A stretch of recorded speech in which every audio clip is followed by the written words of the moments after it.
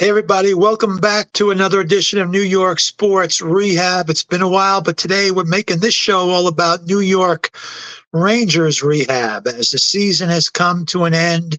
Unfortunately, the New York Rangers were defeated in 6 games by the Florida Panthers, and now we're on year number 30 since the Rangers last won the Stanley Cup back in 1994.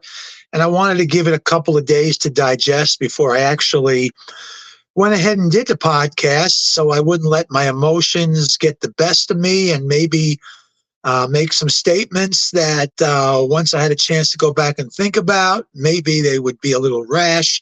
And I am already looking at things a little differently today than I did Saturday night and Sunday, as a lot of Ranger fans probably have as well. It's disappointing. Again, it's disappointing that we had the team.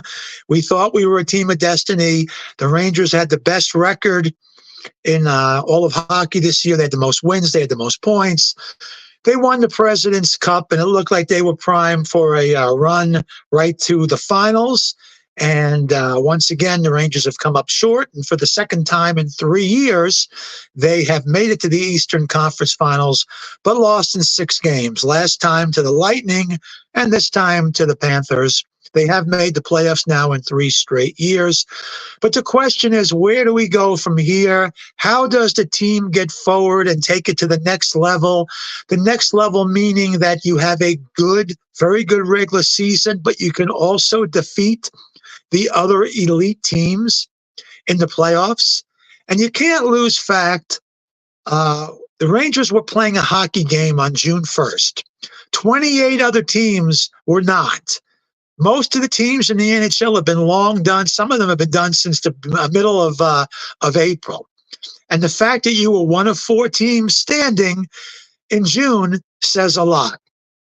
If you're a fan of the Jets or the Mets, you know, you don't make the playoffs that often, so you should appreciate the fact that you do. But sometimes good teams end up in that trap where they do well every year. They make it to postseason, but they never win the big one, and they end up retooling or rebuilding, and they tear down the team, and they go from having a team that was a playoff caliber team every year to a team now that's struggling, that's in the bottom of their division because they couldn't get to that next level. So you want to find that fine line. You want to find what you need to do to get this team over the hump. But at the same token, you don't want to make it worse. There's no reason for a total breakdown. And I might have said otherwise on Thursday, as a lot of New York Ranger fans were saying, we need to break up the core. We need to get rid of Panarin. We need to get rid of Zibanejad. We need to get rid of Kreider. We need to get rid of Fox. And that's not the answer at all. What we need to do is fine-tune in the areas of weakness and supplement our players with tough, gritty guys that will put their body on the line, that will check, that will go in the corner, do what it takes to get the puck, and players of that nature. And maybe we're just 2 or 3 grinders away from taking it to the next level and actually winning the Stanley Cup. Because this team does have a nice mixture of what I would say young veterans, certainly not over-the-hill veterans, guys in their early 30s. Kreider's the oldest one. He's 33. Panarin's 31. I think Zibanejad's 30, 31. So, yes, they're in their 30s, but they've got several good years left of hockey. And they've all played at a high level right up until the second round or so of the playoffs. So that plus the fact that it's easy to say, yeah, let's move on from Panarin. Let's move on from Zibanejad. Let's trade them away. But you got to understand, first of all, a player like Zibanejad's got a no-trade contract. So you would have to work that out to where he would agree to break that. And my guess is he probably doesn't want to. Kreider's got a no-trade contract, which in July becomes a modified no-trade contract to where I believe he'll give the Rangers a list of 15 teams that he doesn't want to play for, and then the other teams he could be traded. But again, Is that something you want to do? You also got to look at their contracts, and if you're saving any money, Panarin will make 6 million over the next 2 years. If the Rangers buy him out, you know what happens? The Rangers count 11 of that million on their cap. They save 600,000. Same thing is similar to Zibanejad. Not sure what he's making, 10 million. They would save 600,000 and they'd be on the books on the cap for the rest of his money, which is basically pennies to these teams.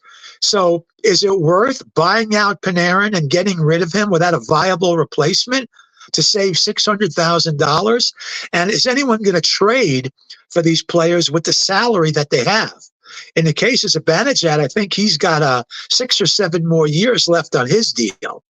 Panarin too, but again, 11.6 for a 31-year-old player who hasn't done well in postseason. Great player during the regular season and had periods in the postseason this year where he was okay, had a game-winning overtime goal, excuse me, against Carolina. But I just don't see it happening. So once you kind of dissect and break down all the layers of what it takes to move on from these guys, you see it's virtually impossible. Maybe if you could find a buyer for one who's willing to take on a good portion of the salary and maybe give you a little less, but still a good young player or two, maybe you explore it. But overall, probably not. So if you're asking me right now on June the 4th, what happens, I would say all 3 of them are back. And there's also something for the fact that these guys like each other. They know each other well. They've played each other for a long time, with each other for a long time. If you watch them after games, Panarin and Zibanejad and Kreider, the last ones in, and Trocheck after every game, hugging each other, always the last one to kind of dap it up with all the other players on the team after. They're leaders, they're liked, they're respected, and sometimes just getting rid of one of those guys could rock the apple cart.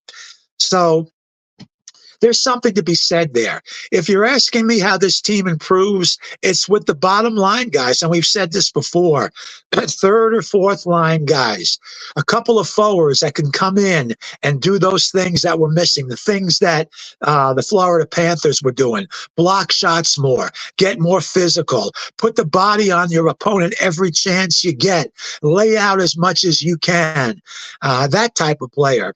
A Barkov, a Reinhart, guys like that, Tkachuk, guys like that are skilled players to a degree, but also very physical and big. And that's another thing we lack is big. You know, a guy like Ryan Lindgren is a physical player, but he's 6 foot tall, 190. That's what he's listed at. So he's probably less. We need to get bigger. And it's been a long time since we had guys that were big, physical, and could also play.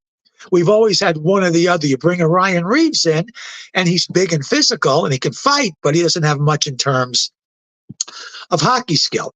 So that's what we need. If we could bring in a couple of physical forwards and maybe a 6th defenseman, if we don't re-sign Gustafsson, which is a good chance we don't, you know, you bring 2-3 guys in that mold, 200-plus pounders, long, big, physical, and they have skills.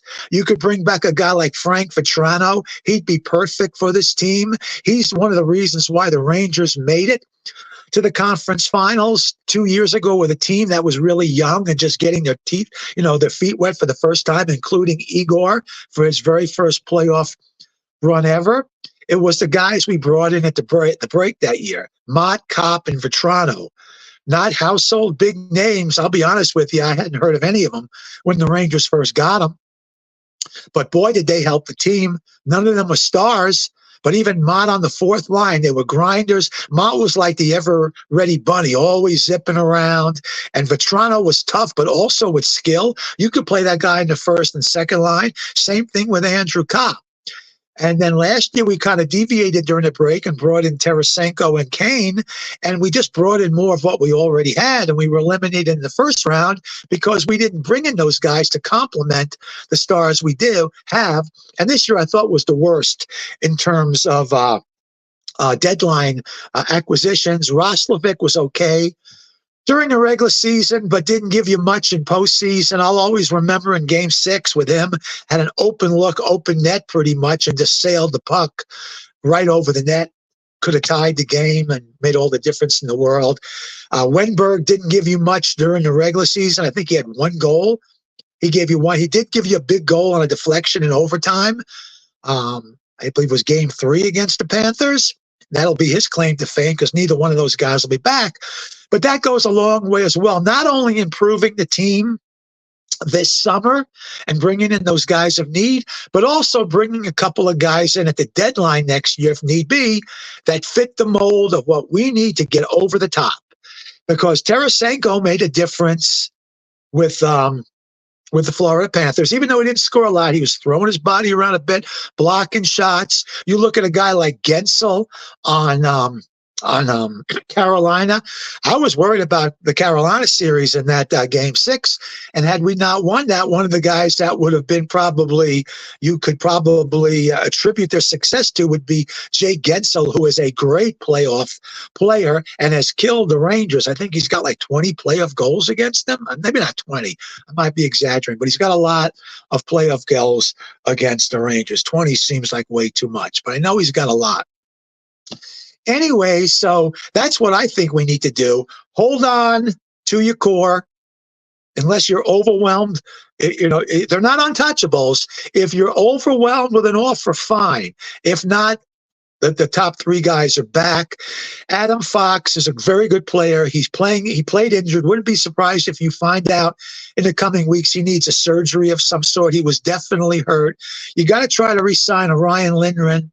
He's the blood and guts of the team. In a team that needs tough players, he's the toughest we got. So letting him go would be a mistake. How many times have you seen Lindgren take a shot, come off to the bench, hunched over in pain, go to the locker room and come back 5-10 minutes later and play the rest of the game? We need guys like that. Now, the buildup of his injuries does worry me. But if we can bring in some more depth at defense, he could become even a third-line defenseman. And so we don't have to rely on him as much, nor does he have to put in the amount of minutes because he's kind of an older 26. But I would like to see him come back.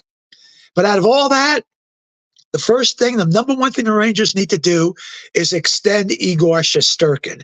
He needs to be a Ranger for life. Again, in my opinion, he's the best goaltender in the NHL.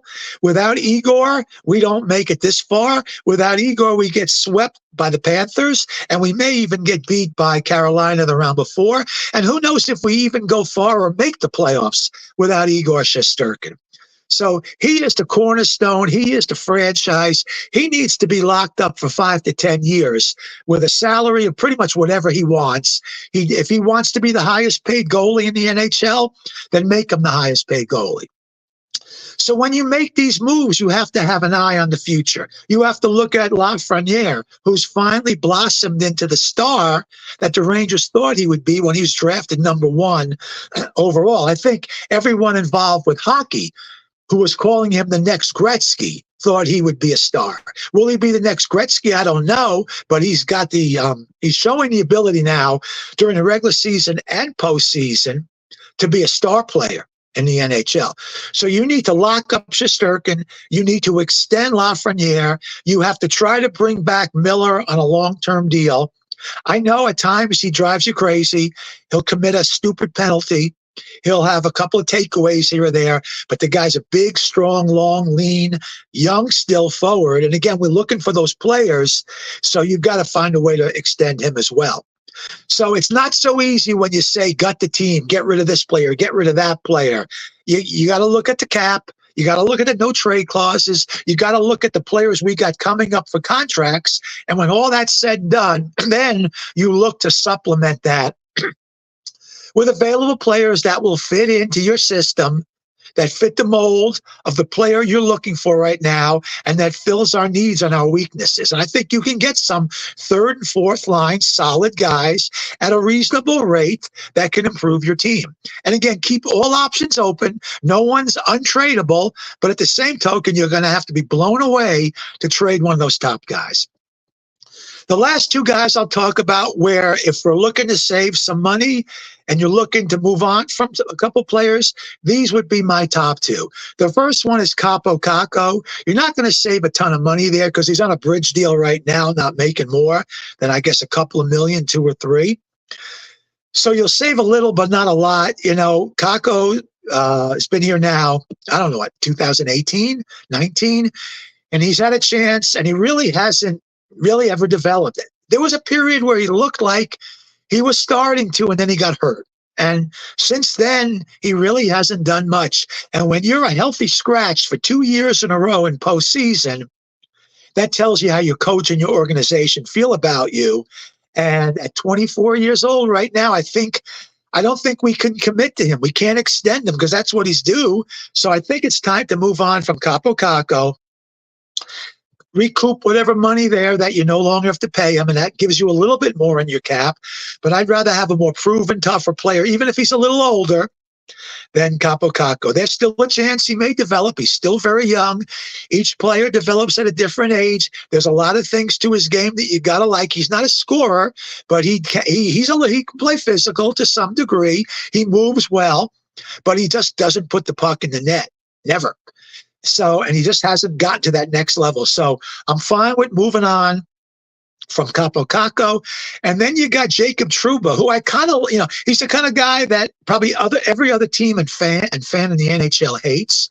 But if you're a fan of the Rangers, you like him because you like when he puts his body on someone and lays somebody out with a fair and clean hit. Okay.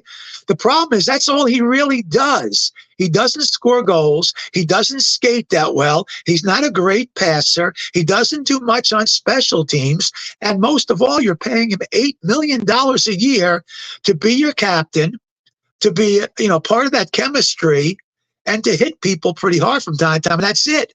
And, if we're talking $3-4 million, I'd say, yeah, fine. Keep him around and just work, and use him for the attributes that he possesses. But he doesn't do enough to, verify or, more or less confirm paying that guy $8 million a year. It's too much. Again, I don't know how you trade him. I really don't know with him what the buyout will be, how much you eat. But even if you got to eat half of that, I'd say it might be time to move on. And don't tell me because he's the captain, you can't move on from him, because it's happened before. It'll happen again. Ryan McDonough, Ryan Callahan, who were much better players than Jacob Trouba, with a much longer storied history with the Rangers, were moved on from. So they could certainly move on from Jacob Trouba. And you've got a couple of good I would say Vinny Trocheck would be a perfect candidate as a captain. I guess you could look at Kreider as well, though I have a suspicion that Kreider doesn't want to be captain, and that's why he wasn't named in the first place. If you decide to bring back Goodrow, he'd be a guy that might make a good captain, but I don't know if you bring him back either. His deal is up. He had a terrible season, came to life, played one of the best guys on the team in the offseason in the playoffs. If he comes back on a relatively cheap deal for a year, but do you want to make a guy on a year deal a captain? So I would say Trocheck would be a perfect replacement for Trouba as a captain. So if you can get out of that salary and buy him out, you have to, because he's just not worth $8 million. And again, that's more money to add to bringing in maybe a guy like a Sam Reinhart or a Frank Vatrano to bring in and give you that player that you really need. So that's pretty much it. And I don't want to hear one thing I keep hearing people talk about, and I think this was more out of the night of being eliminated emotion. We're not firing our coach. Lavalette is a good coach. How many times are we going to fire our coaches? I have never seen a team this good go through so many coaches in like an 11-year, 12-year period. Do you realize since 2012, the Rangers have had 5 coaches? And if they were the Mets or the Jets, you could understand why. But this team, since 2012, each one of these coaches that have been fired, with the exception of Quinn, the other 4 coaches have taken the Rangers to at least the Eastern Conference Finals. Tortorella took them to the Eastern Conference Finals in 2012. Vigneault took them to the Stanley Cup Finals and then the Eastern Conference Finals the next year. And then you've got Gallant, who took them to the Eastern Conference Finals in 22. And now, of course, Lavalette. How many coaches are we going to go through? I mean, and every year we make the playoffs. At some point in time, you got to realize it's not the coach. Lavallette's won a cup. The Rangers, they look like they made the improvements they needed under him, especially during the regular season. He's not a coach he's not afraid to make adjustments. He's not afraid to, take charge and not leave it up to the players all the time to police themselves and to correct themselves. That was Gallant's problem. So we're not firing the coach. It's not the coach. We need some stability there. And like I said, 5 coaches in 12 years for a team that's been to the Eastern Conference Finals like 5 times and the Cup once is absurd. So I might have given you a different perspective on Saturday night or Sunday, but after having time to digest the whole thing, I think I'm a little bit more level-headed again. So in closing, we had a great year. We did a lot. We were one of the last 4 teams standing in June. We won 2 rounds in the playoffs, beat a very good Carolina team as well in the postseason. We didn't get to the next level, but it's not time to break the whole nucleus down, start all over, and then in a few years wish that we had left it alone. Let's just pick up those players in need and let's ride it out with this group. So I'm looking forward to see what happens in the offseason, and we'll probably have a podcast or 2 when some of those moves are made down the road. So that's my New York sports rehab with a bit of a congestion from allergies. I hope you were able to hear me. But anyways, I'll be back with more Ranger talk, and I will probably be doing a lot of New York sports rehab, New York Mets style to come in the very near future, because I think myself and most Met fans will need to vent, and we will need that rehab to more or less make it through the next 4 months of the season. So I'm Mike, New York Sports Rehab, and I'm out.